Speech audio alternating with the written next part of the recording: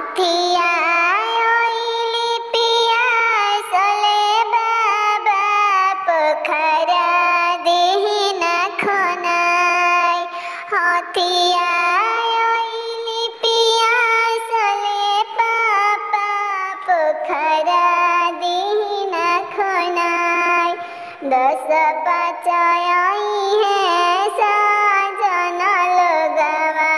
जाजी मदेहि ना बिछाय काका उनकर खोइनी जी पापा कथिया कोइनी उधार कामना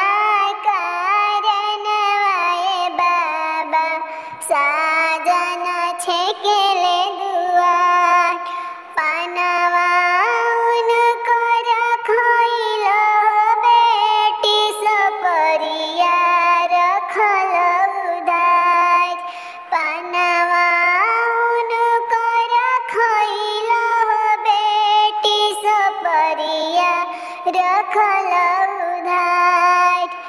तोहरा कारणवाए बेटी साजन छेकेनी दुआर तोहरो कारणवाए बेटी साजन छेकिले दुआर पानवा उनकर फेरी हजी पापा सपरिया उनकर फेर दियावा विदा करी हजी पापा तब दियावा विदा करी हजी पापा साजन नहीं छेक दू